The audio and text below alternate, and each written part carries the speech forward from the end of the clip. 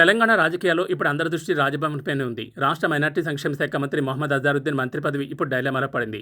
ఆయన మంత్రిగా ప్రమాణ స్వీకారం చేసి 6 నెలలు కావస్తున్నా ఇప్పటికీ ఎమ్మెల్సీగా నియామకం ఖరారు కాకపోవడం ఇందుకు కారణం. ఈ నెలాఖరుతో గడువు ముగుస్తుండడంతో అజార్ మంత్రి పదవి ఉంటుందా ఓడుతుందా అన్నది ఇప్పుడు హాట్ టాపిక్గా మారింది. గత ఏడాది అక్టోబర్ 31న అజారుద్దీన్ మంత్రిగా బాధ్యతలు చేపట్టారు. రాజ్యాంగ నిబంధనల ప్రకారం శాసనసభ లేదా శాసనమండలిలో సభ్యుడు కాకుండా మంత్రిగా బాధ్యతలు చేపట్టిన వ్యక్తి 6 నెలలలోపు ఏదో ఒక సభకు ఎన్నిక కావాల్సి ఉంటుంది. అజారుద్దీన్ను గవర్నర్ కోటాలో ఎమ్మెల్సీగా నామినేట్ చేస్తూ ప్రభుత్వం ఇప్పటికే ప్రతిపాదన పంపింది. అయితే దీనిపై గవర్నర్ శివప్రతాప్ శుక్లా ఇప్పటివరకు ఎటువంటి నిర్ణయం తీసుకోలేదు.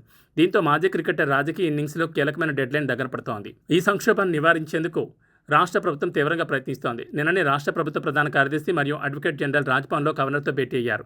అజారుద్దీన్ ఎమ్మెల్సీ ఫైల్ను త్వరగా క్లియర్ చేయాలని ప్రభుత్వం తరఫున విజ్ఞప్తి చేశారు.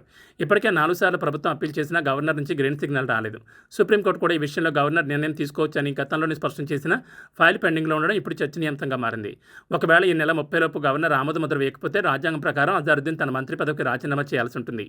మళ్లీ నియామకం జరగాలంటే సాంకేతికంగా అనేక ఇబ్బందులు ఎదురవుతాయి.